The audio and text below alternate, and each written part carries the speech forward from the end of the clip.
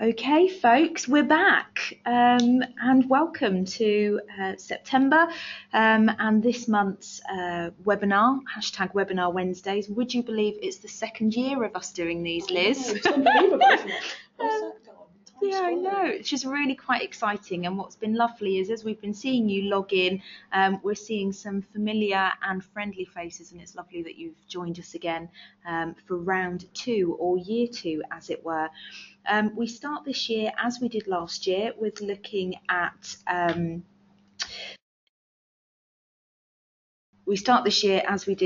last year with looking at key changes to teachers' pay, terms and conditions, obviously in light of the latest guidance from the School Teachers Pay Terms and Conditions document.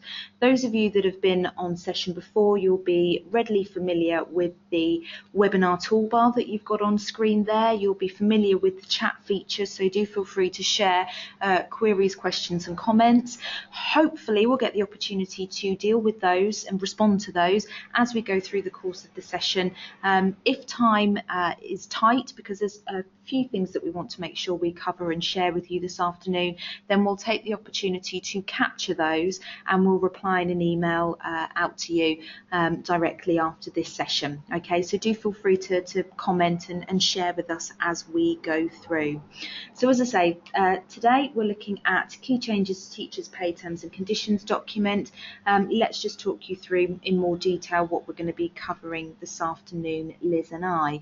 So we're going to look at where are we now, and we're going to look at the key flexibilities that you have with schools, as well as the key features that you need to ensure are in place as part of your pay policy and approach to pay.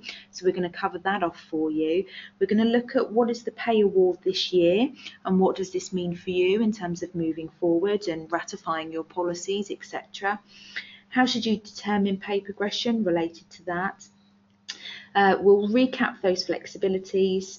We'll look at what changes you might need to make to your pay policy in light of all of that and the latest updates. We'll look at how to approach specific circumstances, so a bit of a refresher on last year's session, and look at those circumstances like maternity, sickness, absence, etc., where you need to be mindful of a consistent approach to pay and pay progression for staff.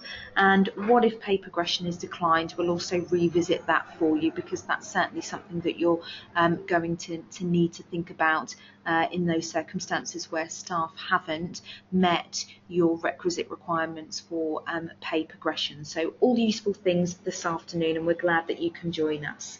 Okay, so where do we start? Well, we're looking at teachers' pay, and where are we now? And I know that there's some key things that we want to make sure we cover, Liz, aren't there? Yeah, absolutely. Good afternoon, everyone. I thought we'd kick off this afternoon just looking at must-dos and flexibilities in terms of what you as a school need to be doing around teachers' pay. So you'll see on the screen there, I've highlighted some of the key elements in both of those must-do and flexibility fields. I'll just talk you through those now.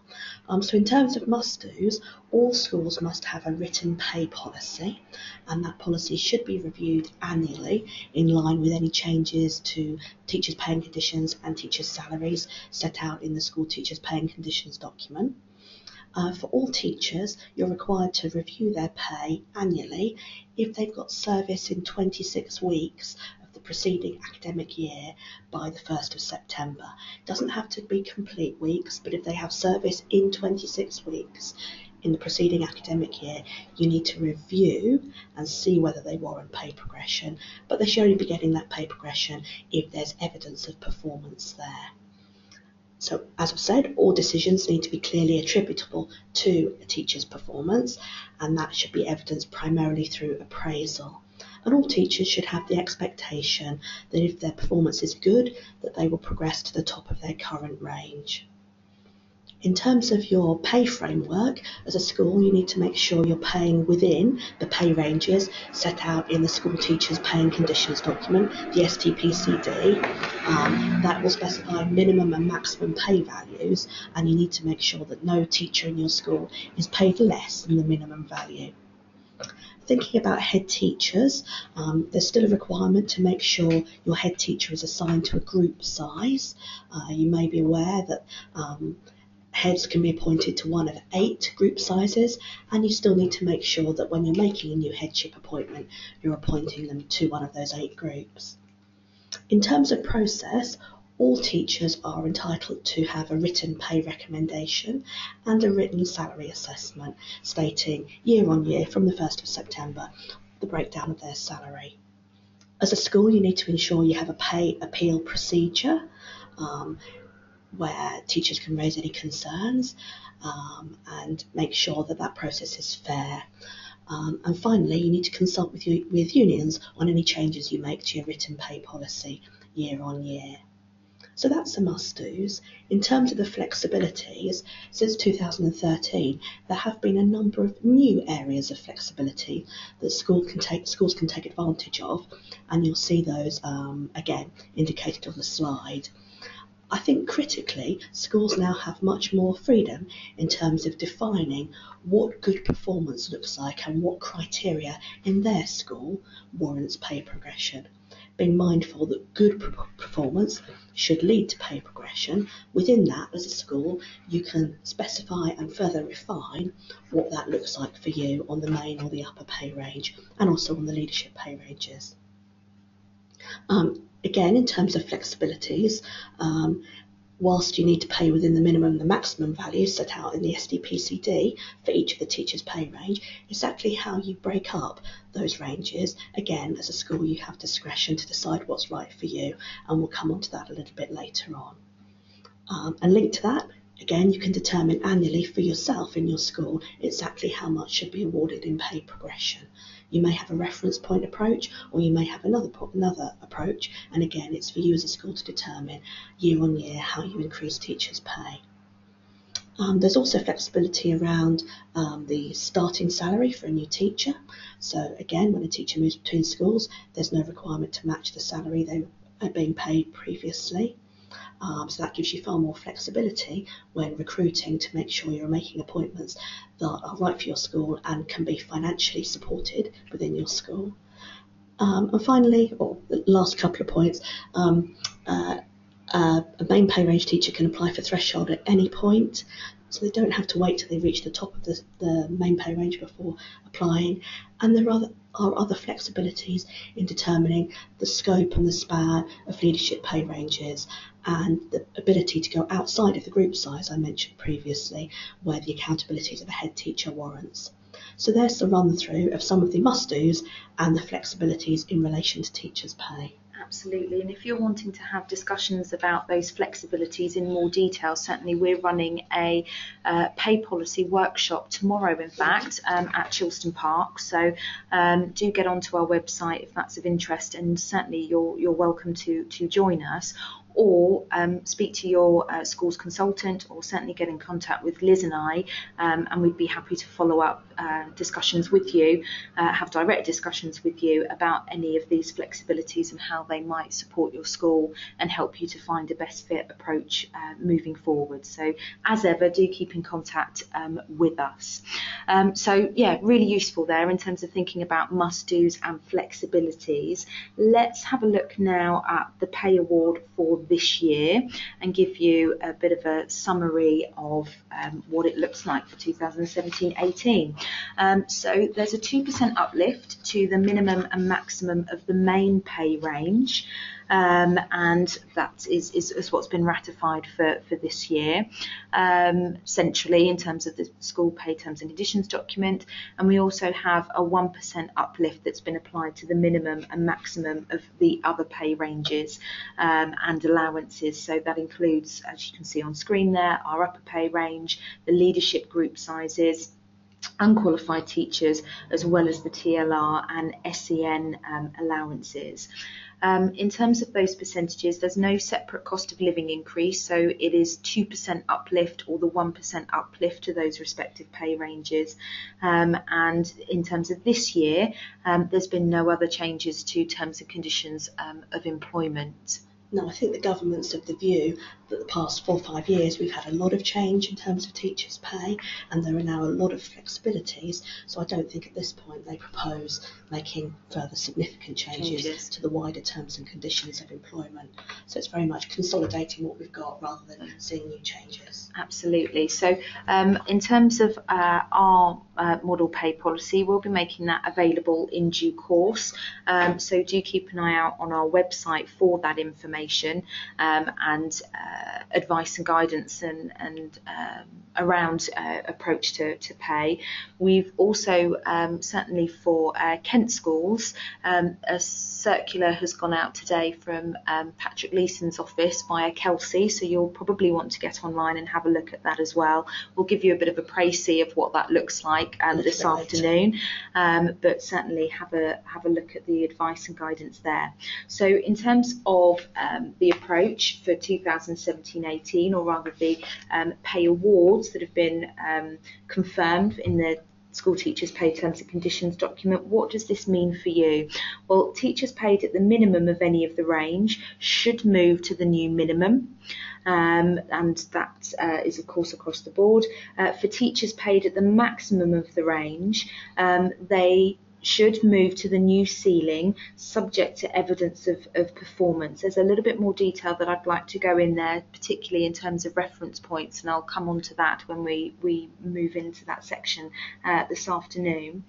For teachers paid within the range, the school should determine locally what increase to award should be made, and certainly, obviously, that is always subject to evidence of performance.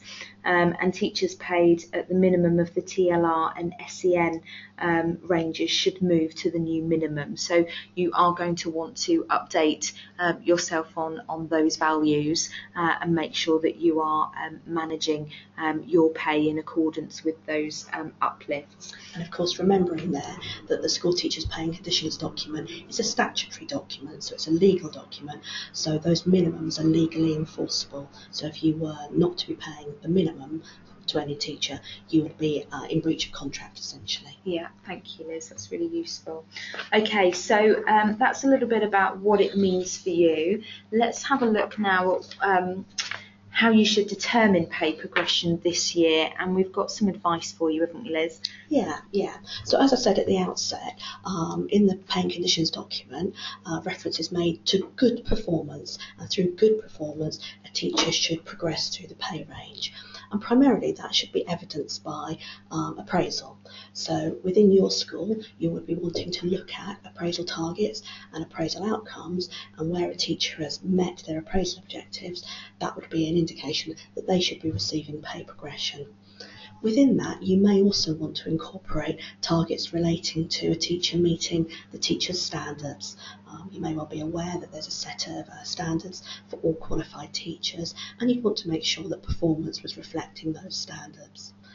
Within our current model pay policy, we've gone a little bit further in defining what good performance looks like. And for teachers paid on the main pay range, we would be looking for evidence of consistently good teaching and learning practice in the classroom. And for those on the upper pay range to warrant progression, we would be looking for evidence of consistently good with increasing aspects of outstanding as they move through the upper pay range. And we would encourage you as a school to think and reflect upon those criteria and that evidence. But of course, you as a school can determine and refine criteria and evidence further should you wish. Just want to touch here on the use of moderation. Obviously, because there are flexibilities and elements for discretion, and you may have a number of different appraisal reviewers in your school making pay recommendations, we would always suggest that it's useful to kind of touch base and just do a kind of an exercise where you're looking at what are those recommendations that are being made to make sure across the school and across your teaching population they are fair and consistent, and people who are evidencing similar levels of performance are then receiving similar levels of reward in terms of pay increase. And that's important for demonstrating fairness and equality, and obviously kind of safeguarding the school from any equal pay concerns whereby one particular group of staff may be treated more or less favourably than another.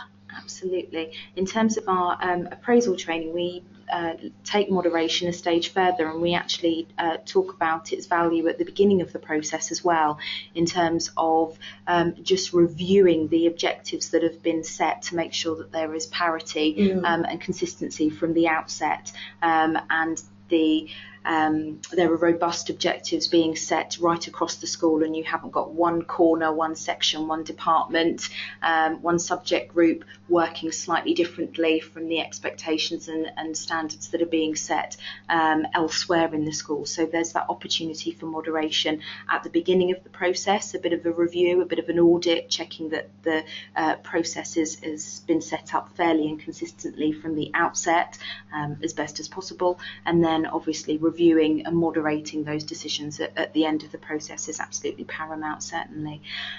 So yeah, that's how you would want to be looking at determining pay. We've got some more advice, haven't we, Liz? Yeah.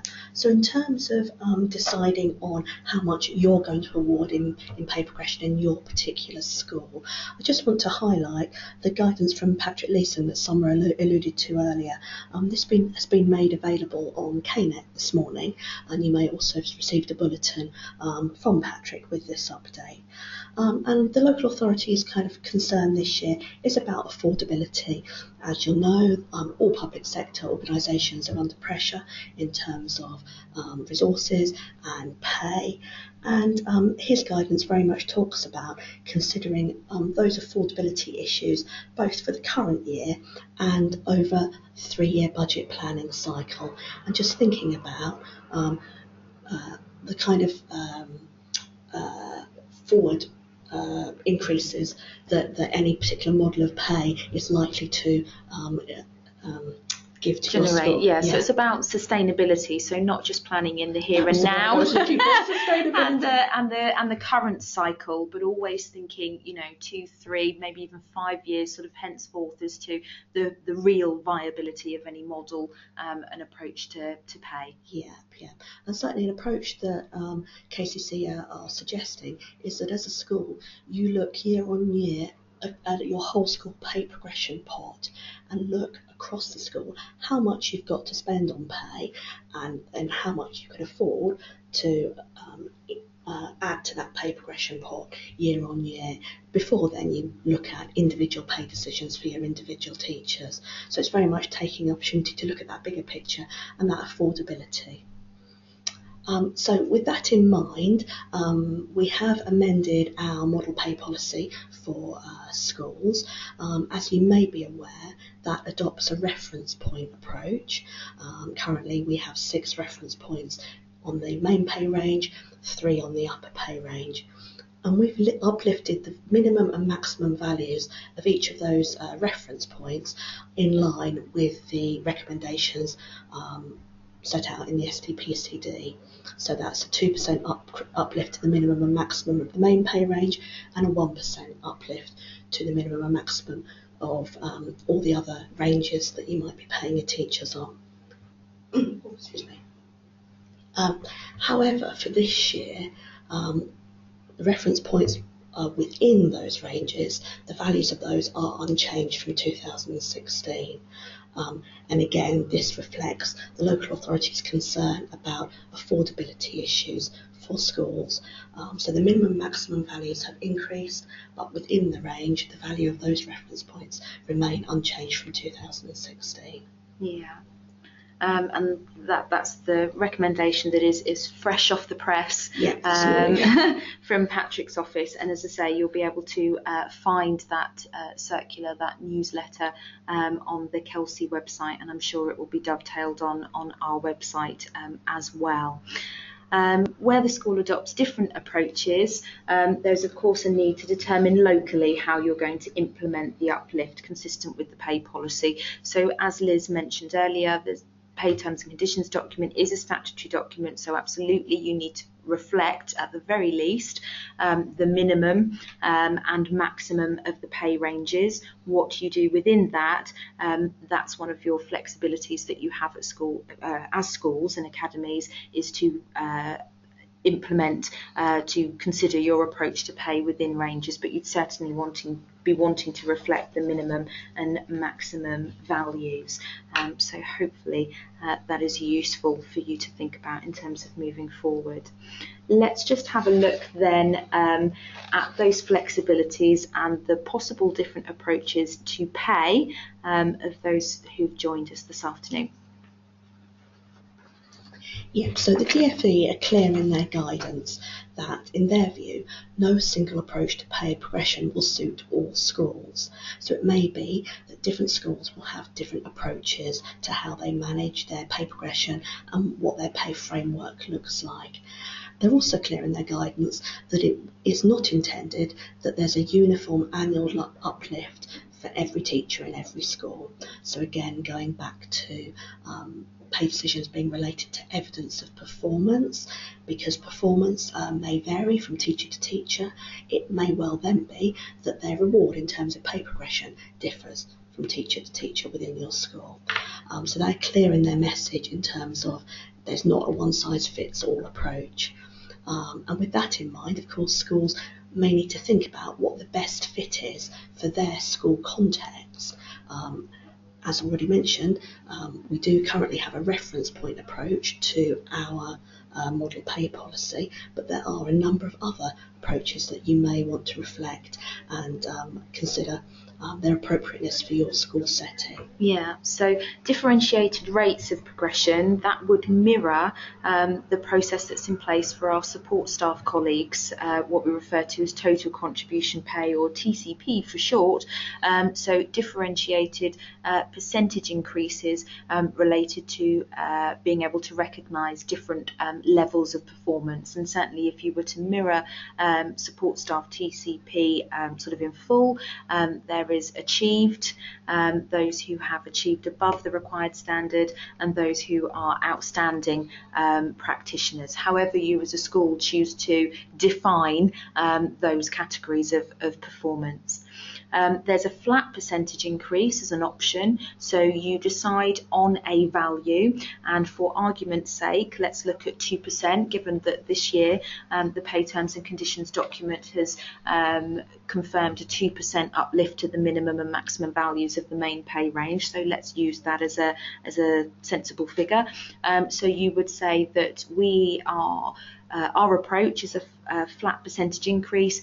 Everybody who meets the required standards as determined by you and your school they would receive a 2% uplift on their current salary. Okay, there's differentiated cash increases, so much like TCP, but instead of percentages it would be a cash amount, whatever amount is considered appropriate within the school. So again, you have the opportunity to recognise and reward differing levels of performance. Again, you might choose to align those definitions and certainly the narrative around that with support staff pay. So again, you might continue with those categories of achieved, above and outstanding, and you would apply a cash value to each of those awards, and that is what staff would receive, prorated depending on their FTE, and that's what they would receive as recognition of their performance in the appraisal cycle.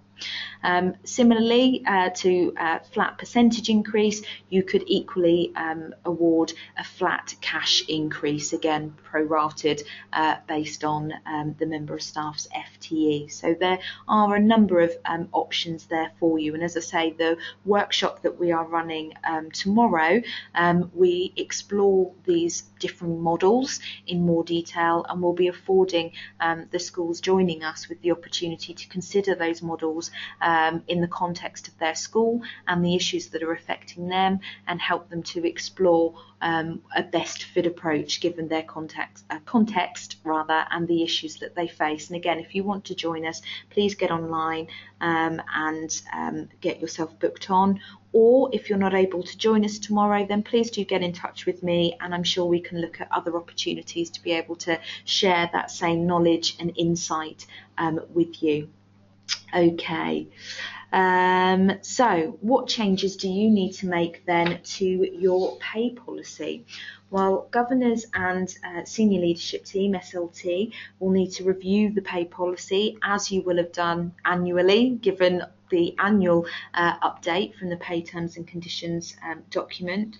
You'll want to ensure that your pay frameworks reflect the new monetary values, certainly the minimum and maximum. Obviously, your approach within those ranges is something that you'll want to consider and decide upon as a school.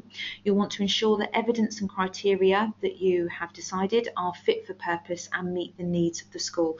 And certainly Liz and I don't think we can emphasise this enough, the importance of ensuring that those criteria stay under review and remain fit for purpose, particularly I think the criteria for progression through threshold. Absolutely, yeah, at that level you would want your criteria to be robust and challenging and probably showing increasing demands on the teacher as they move up to the very top of the upper pay range. Yeah. Absolutely. And as a school, you would be wanting to consult with employees and trade union representatives on any new policy, and that's particularly important if you are making significant changes. So if you are opting to move from a reference point approach to perhaps differentiated pay, whether that's percentage or cash, or you're looking to move to a flat percentage or cash approach, that is quite a significant change. So you would certainly be wanting to focus on plan for and manage a consultation process with employees and unions around such changes. Yeah, absolutely. And if you are looking at changing the framework and the way you manage pay progression, you wouldn't be doing that for September 17 now. You would make decisions for September 17 under your current policy, but it's about looking to the future and the next appraisal cycle, making those changes to your pay policy so the new framework was effective from September 18.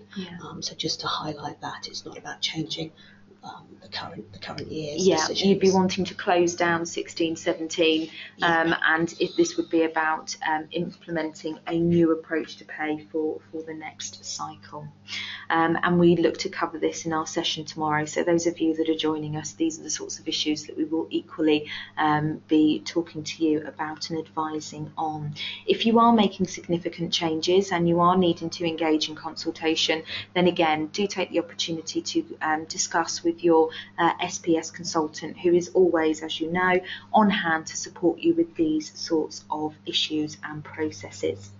So we've talked about the new pay terms and conditions document. We've talked about approaches to pay and the differing options available to you, as well as those things that you need to make sure are absolutely in place as part of sort of statutory obligations around pay. Let's have a look now at some of the sorts of real life cases and issues, queries and questions that you may well be faced with from your members of staff, from maternity queries, from a member of staff who has experienced sickness absence. How is pay and appraisal managed in those instances? We've got some other examples for you as well. So let's have a look at some scenarios to help you navigate your way through the year and staff queries. So how do we approach maternity and adoption? This is a query that we're commonly asked, and I guess the key thing to bear in mind is that obviously ladies on maternity leave or who are pregnant are afforded additional protection in law. So withholding pay progression purely because a teacher's on maternity leave could potentially be discriminatory. The DfE advises that when a teacher returns to work after their maternity leave, the school should give them any pay increase that they would have received had they not been on maternity leave once that appraisal meeting has taken place. So the message very much is in terms of not disadvantaging someone because they've taken time out for family commitments, whether that be maternity or adoption. In terms of options, clearly if someone's off on maternity leave, they may not be able to produce the evidence, the level of evidence that they would if they were in the workplace. So in that case, it is possible to use evidence from previous appraisal cycles, the last 2 appraisal cycles, to help inform the pay decision that you would make. There are a number of options in terms of when the pay award would be given. Clearly, a teacher needs to have engaged in the appraisal process and for an end-of-year review to have taken place, for that then to inform whatever pay decision is going to be made.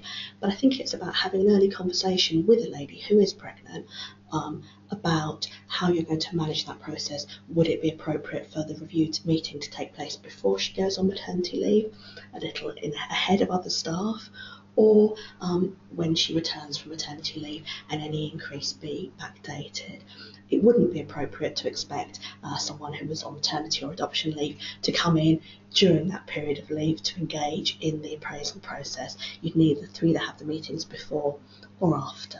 And I think from our experience of advising schools, it's those early conversations of being clear with the individual how you're going to approach their leave that is critical, so everyone understands how pay will be managed during that time. Yeah, I think it's also about having consistency of approach as well, and ensuring that there's sort of parity across your staffing group as well. We've got similar issues, of course, if there has been prolonged absence due to sickness, isn't there, Liz? Potentially, yes. Because pay progression is linked to evidence of performance, if there is insufficient evidence to demonstrate the teacher's working at the level required and meeting your expectations, pay progression could potentially be withheld or only partial progression awarded. But a note of caution there, if someone's been off sick long term, potentially for a disability related reason, you should be taking care because again, as with ladies on maternity leave, disadvantaging someone who has a disability related absence could again be discriminatory. And I think what we'd advise with both those scenarios, if you have any concerns or if you're seeking to withhold pay progression, have a chat with your consultant who can talk through on a case-by-case basis what might be appropriate for you to do for that individual. Absolutely. So a little bit there about absence from the workplace, whether that's sickness, maternity or adoption. We also want to help you think about your approach in other circumstances and for particular teachers. So teachers joining midway through the cycle and also just a note on NQTs. Yeah, so obviously not every teacher will join your school in September at the start of the cycle. So it may be that they need to pick up the appraisal and pay review process at some point in the year. So you might remember at the start I mentioned that a teacher would be entitled to a pay review if they have teaching service in 26 weeks of the previous academic year. So you need to make sure that you're looking at the service, and if someone's entitled to a review, making sure their pay is reviewed. Where someone joins midway through the year, you'd want to be looking at setting short-term targets for them within their appraisal process that are realistic and achievable within the remainder of the cycle. So get them on board with the school cycle as soon as possible, but revise your expectations depending on how many months you have left of the current cycle. It might be appropriate to award partial pay progression where someone's joined you relatively late in the review period and is unable to evidence the degree of performance that someone's been with you throughout the whole year is able to evidence. Just wanted to note there that there's no obligation to consider evidence from previous employment. You as a school are able to set your own criteria for pay progression, and it wouldn't really be appropriate or meaningful for you to start making an assessment against performance that was undertaken with a different employer. So it's purely evidence in your school that you assess against your performance criteria. Yeah. And in terms of NQTs, there's no automatic entitlement to pay progression on completion of induction. Evidence from induction could inform pay progression though if you wanted it to, so it's very much at your discretion there, isn't it? Yeah, but you would be assessing your NQT against the criteria and the expectations that you have for your other teachers. So you can use the evidence they generate through the induction process, but you'd be assessing them against the milestones that you expect for teachers generally in your school. And they're just because it's something we're quite often asked, there's no automatic entitlement to pay progression once an individual has completed their induction period. Even if that happens midway through the year, there's no automatic pay award. Yeah. We've got a couple of more scenarios for you now, just to revisit. So where a teacher is employed at more than one school, because some of you may well have staff in those circumstances. And then also a quick word on part-time, temporary and supply. Yeah, so you may have a part-time teacher who works across more than one school, but each employment is completely separate. So within each school, they will receive a separate appraisal and then have a separate pay decision within each school. One school's decision doesn't inform another's, so it's quite likely that a teacher might be on different rates of pay across the two different schools. And likewise, if someone has achieved threshold in school A and then they work in school B, also on a part-time basis, there's no obligation to accept that threshold assessment if it's been awarded in another school. Again, just the emphasis on this is about you and your school, your criteria, your expectations and standards of performance, and wanting to ensure that staff are working to that level, to the levels that you set. In terms of part-time and temporary and supply then, as Liz has talked about, in terms of the 26 weeks, they are entitled to a pay review, and appraisal should be undertaken if employed, certainly for more than a term, shouldn't it, Liz? Yeah, absolutely. And it would be wrong to treat a part-time or temporary or a supply member of staff any differently to someone who is employed permanently or full-time. So the same process, the same criteria would apply for individuals, and they should have the same opportunity to secure pay progression if their performance evidences it. Lovely, thank you. We've touched on threshold intermittently throughout this session, but just to sort of bring our thoughts together, our advice and guidance together, let's just take the opportunity now to look at threshold. So with the new flexibilities that schools and academies have, you could well continue with the approach that teachers need to progress through the main pay range, get to the top of that main pay range before looking to make an application to progress through threshold and onto the upper pay range. You could look to flex that approach, and you may well invite staff to apply at any point in their career, subject obviously still to them meeting the requisite criteria that you have set for progression. So you certainly have those options open to you. Applications in any case need to be made by the 31st of October, so obviously that's a key deadline. Evidence should be primarily from appraisal, but actually again this is all about you as schools ensuring that your processes are fit for your purposes, and you may look to refine the application process, and you might add specific elements that are relevant to you and your school and your standards of expectation. Post-threshold, we are looking at increasingly challenging and robust criteria, and Liz helpfully touched on that for us earlier, but just to revisit, looking at highly competent in all elements of the professional standards, so the teaching standards, and achievements and contributions are substantial and sustained. And certainly in our model policy, we have some indicative guidance around the notion of substantial and sustained. Yeah, absolutely. And as a school, you have discretion to interpret that as you want and further refine that. But generally, when you're looking at substantial and sustained, substantial, we'd want to see a contribution outside of the immediate classroom environment, whether that be supporting in development of other staff, line managing other staff, taking on additional areas of responsibility. And in terms of sustained, generally that's viewed as being over a 2-year period. So a teacher is demonstrating while they're on the threshold that over that 2-year cycle, they are really working at that very highest level on a consistent basis. Just to go back to something Summer touched on previously, there's no requirement when a teacher's applying for threshold for you to have a written application, but some schools find that helpful and ask individuals to evidence how they meet those highly competent and substantial sustained criteria. When they're seeking to move on to threshold and then while they're on threshold.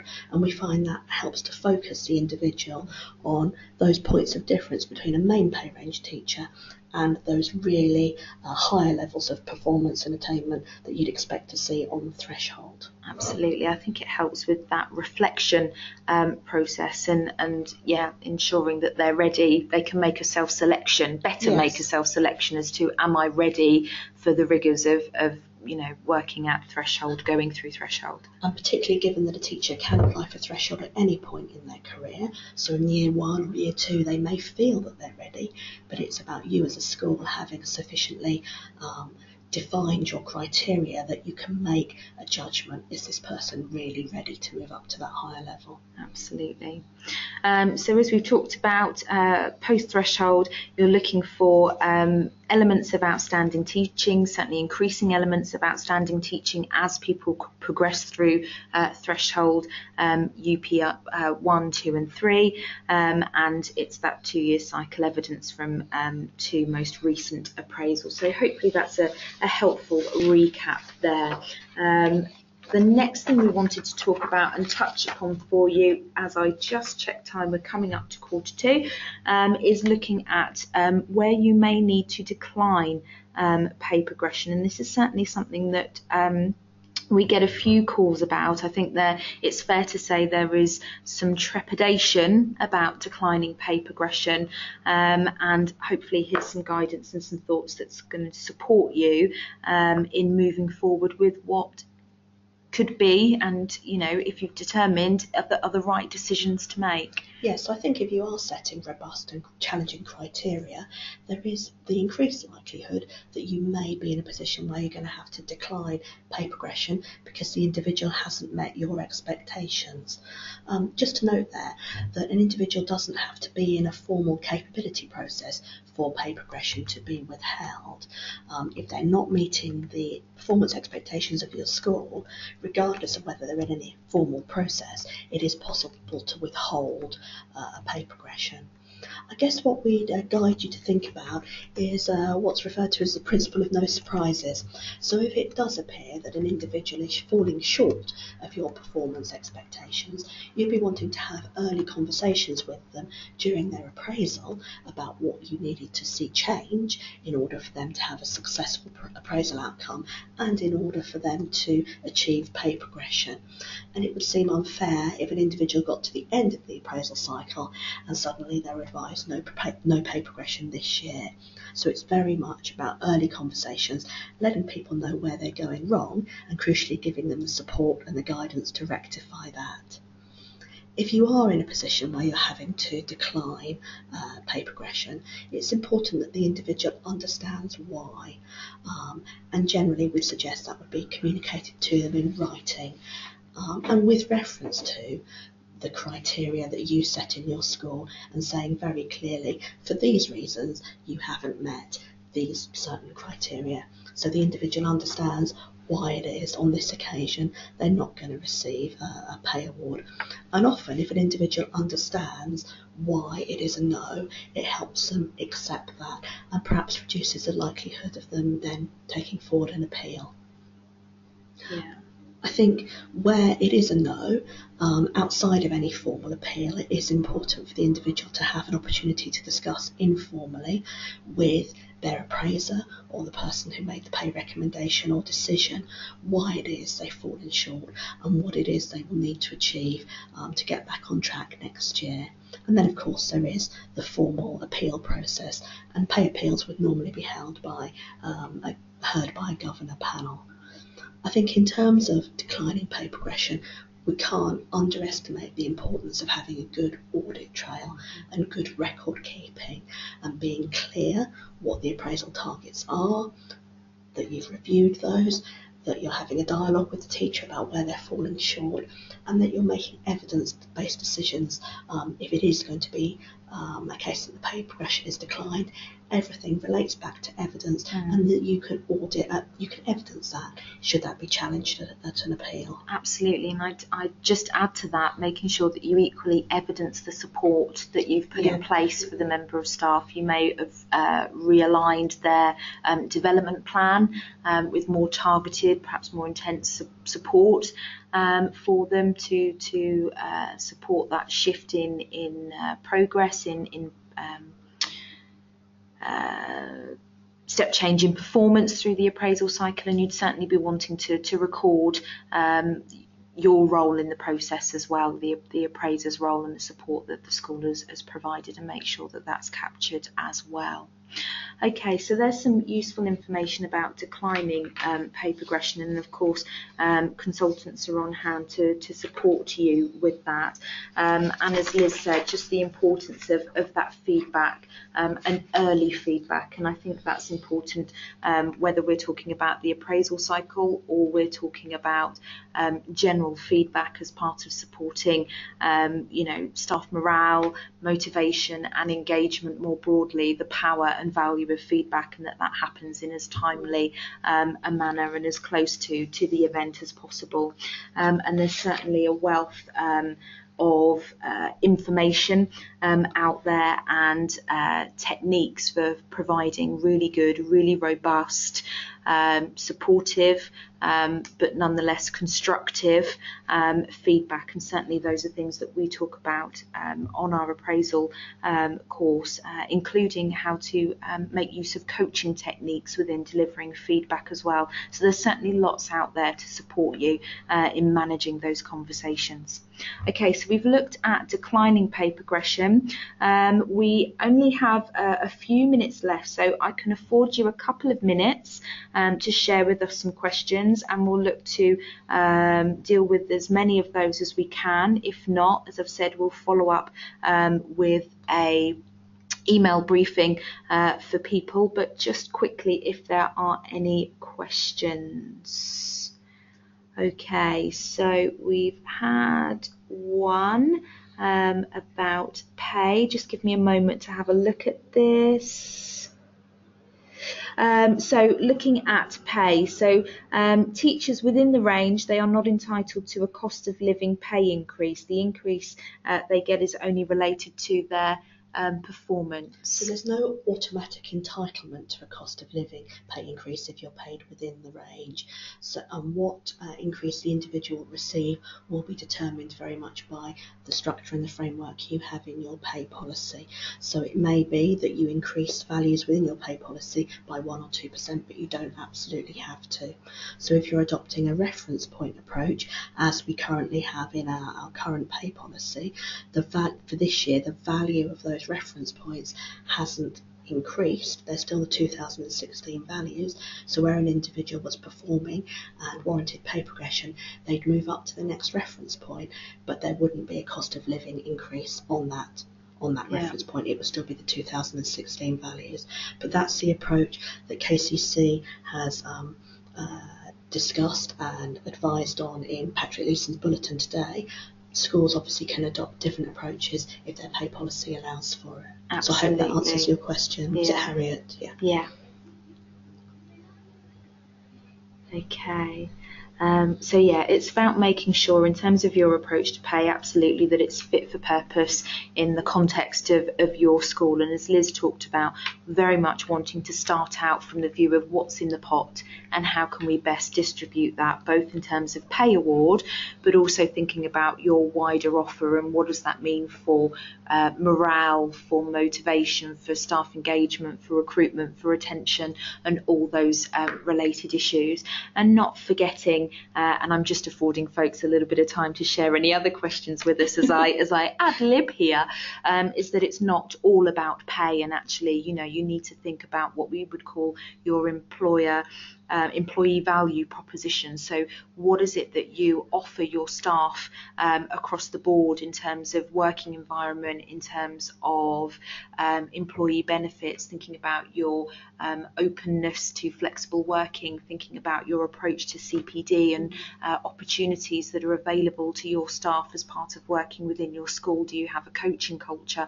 All of those things are attractive to staff, alongside obviously employees are interested in pay, but that's one part of a bigger package. So we would urge you to be thinking about that as well, particularly if your budgets are all the more pressured. Okay. You've snuck in with a last minute question. Have the unions been consulted on the change? No worries. We're happy to come back to you on this one. So have the unions been consulted? Well, firstly, to say that we, as ever, consult with unions. Discussions are ongoing because the unions obviously have an interest in pay, both nationally and indeed there's been some news in the press only today about public sector pay and changes to a couple of our public sector colleagues, organisations, and sort of an approach going forward for next year. So it's always a hot topic of conversation. We've certainly engaged the unions, consulting with the unions. Discussions are ongoing. Our policy will be released, we believe, next week, and you'll be able to see the detail of what we've discussed here this afternoon. And please, as I say, do get online with Kelsey and have a look at the local authority's view as a Kent school, but particularly as a local authority school. And just to add there, to Claire, just to add, Claire, can't underestimate the importance of consulting locally as well, because there are so many discretions and flexibilities and schools have scope to do their own thing.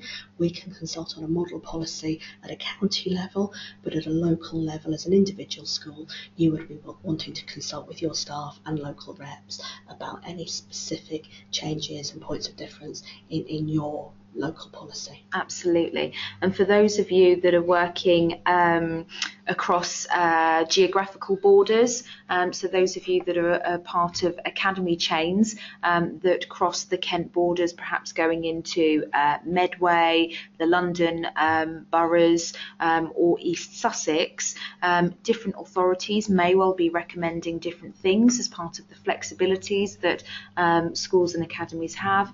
You're obviously going to want to give those differing viewpoints. If there are differing viewpoints, you'll be wanting to give those due consideration, and particularly if you're an academy, you have all the more freedom to decide what you want to do and what is sort of fair and appropriate given the context of, if not your school, then as a bigger entity, as an academy's trust, what is appropriate and fit for purpose for you as an organisation. So I hope that helps folks that are in those circumstances.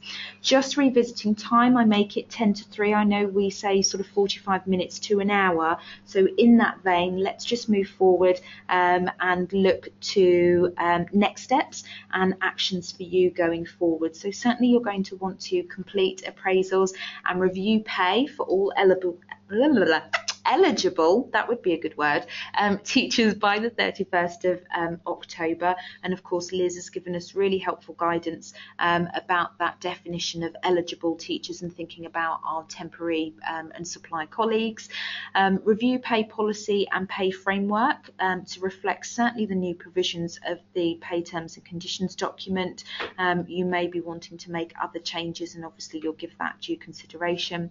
You'll be wanting to provide teachers with their pay statement locally for our Kent colleagues. That's commonly known as a Form A. Though someone the other day didn't know what that was, so maybe it's terminology. Okay. It could be known as anywhere between a Form A to Z. So, but certainly it's about providing your teacher with a pay statement. There's advice from SPS and Interpay about those allowances. and we've provided you with that. Seek advice from us about any specific circumstances, particularly if you are thinking about more creative approaches to pay. And again, just a quick nod to our workshop tomorrow, or be making contact with us and we can look to meet with you to facilitate those sorts of discussions and help you think those arrangements through. And do, as I say, look out for our pay policy, which will be published in due course. But lots of really helpful information that we've shared with you here this afternoon, if we do say so ourselves. You can find the School Teachers Pay Terms and Conditions document online. We've got the link in full for you there. You also might find it useful to read the DFE guidance document implementing your school's approach to pay. As always, keep an eye on our website. I'm sure you're readily doing that. And keep an eye on our resources page for our model pay policy that is coming soon. I think that's everything, Liz, isn't it? I think that's about it. Yeah. I think that brings the first of 2017-18 sessions to a close. Hurrah! Thank you for joining us this afternoon, folks. It's lovely to see you. A great start to a new year, and we will speak again soon. You take care and have a great rest of the week. Bye, folks. Bye.